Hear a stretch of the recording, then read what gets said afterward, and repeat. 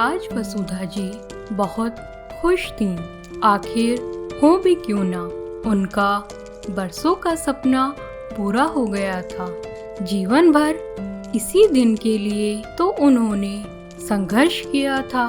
पति के गुजर जाने के बाद वसुधा जी ने घर से ही सिलाई का काम शुरू कर दिया और दिन भर एक छोटे से कमरे में बैठकर कपड़े सिलाई करती और इसी मेहनत के बल पर उन्होंने बेटे को पढ़ा लिखा कर काबिल सरकारी अफसर बना दिया।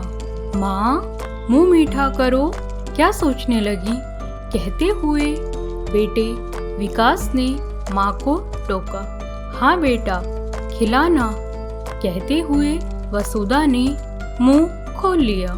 सच, कितनी मिठास थी उस मिठाई में। ऐसी मिठाई जीवन में पहले कभी ना खाई थी। सच ही तो है, जीत की खुशी और मिठास ही अलग होती है। यह सोचते हुए वसुधा की आंखें भर आईं और इसी खुशी में बेटे को गले से लगा ढेरों आशीर्वाद देने लगी।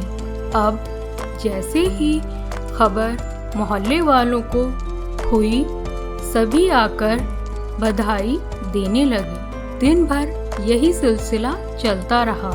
वसुधा भगवान का शुक्रिया अदा कर रही थी, साथ ही सोच रही थी कि आज बरसों बाद जाकर तपस्या का फल मिल गया। नम आंखों के साथ बेटे की जीत की खुशी से सराबोर हो गई। दिन अपनी रफ्तार से बीतने लगे। बेटे ने नया घर भी ले लिया। अब घर का सूनापन वसुधा को बहुत अखरने लगा।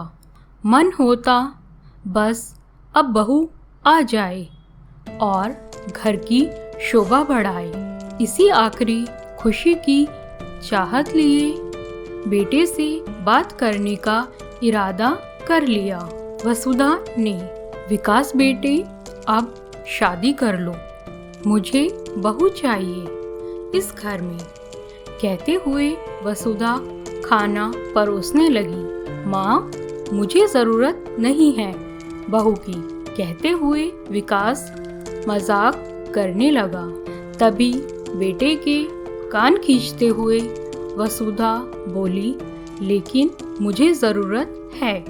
यह कहते हुए दोनों माँ बेटे हंसने लगे और तभी विकास ने बात आगे बढ़ाते हुए अपनी पसंद माँ को बता दी कि वह रश्मि को पसंद करता है और उसी से शादी करना चाहता है।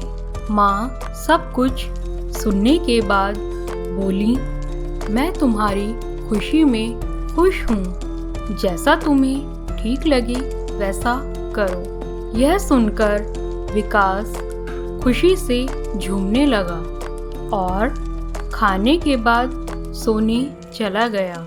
वसुधा मन ही मन सोचने लगी कि उसने अपनी रजामंदी तो दे दी है, लेकिन क्या मनपसंद शादी ठीक रहेगी?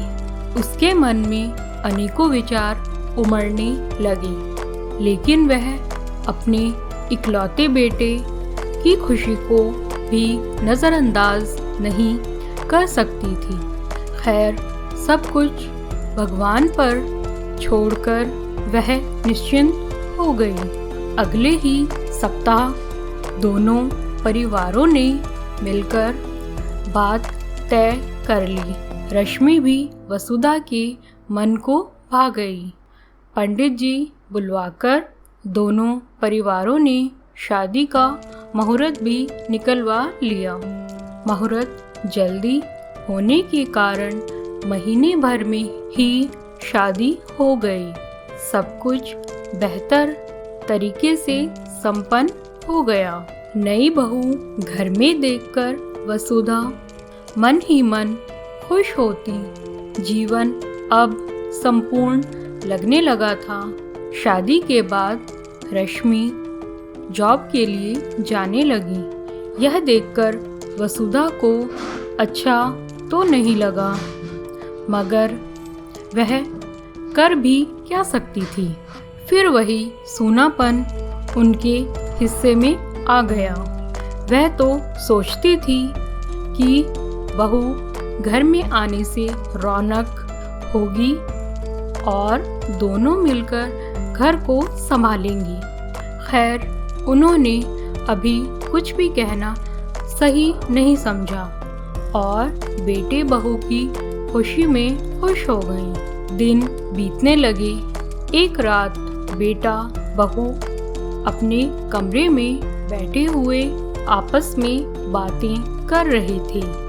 दरवाज़ा खुला होने के वजह से उनकी आवाज़ बाहर टहलती हुई माँ के कानों से टकरा गई। विकास, हम दोनों अपनी जॉब की वजह से माँ का ध्यान नहीं रख पा रहे हैं। अब ऐसे में उनकी देखभाल कैसे होगी? मैं सोच रहा हूँ क्यों ना माँ को वृद्धाश्रम में छोड़ दें। वहाँ उनकी देखभाल भी हो जाएगी और उन्हें अकेलापन भी नहीं लगेगा। कभी कभी हम भी उनसे मिल लिया करेंगे। बेटे की बात सुनकर बहू ने जो कहा उसे सुनकर माँ की आंखें भर आईं।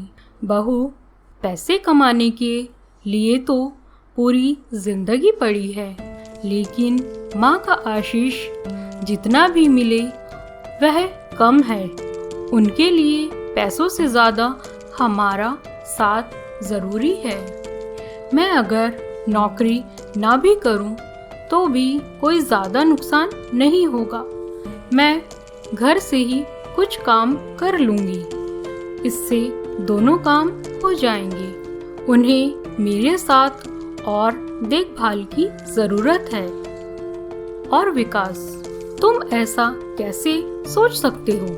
क्या तुम भूल गए बचपन में तुम्हारे पिता नहीं रहे तब तुम्हारी माँ ने कितनी मेहनत और संघर्ष से पढ़ा लिखा कर तुम्हें काबिल बनाया।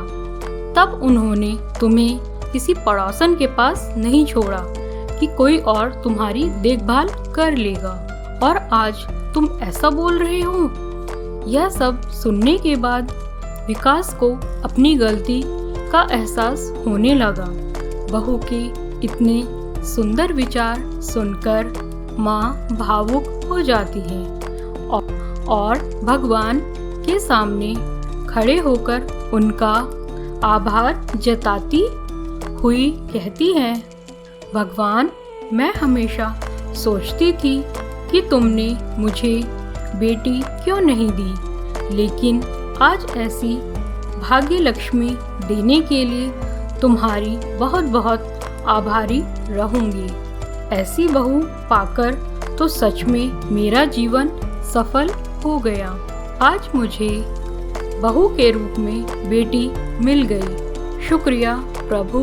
दोस्तों, आपको कहानी कैसी लगी कमेंट बॉक्स में अपनी राय ज़रूर जाहिर करें। साथ ही अपना प्यार और सपोर्ट बनाए रखें। मेरे चैनल को सब्सक्राइब, शेयर और लाइक करना ना भूलें। Thanks for watching.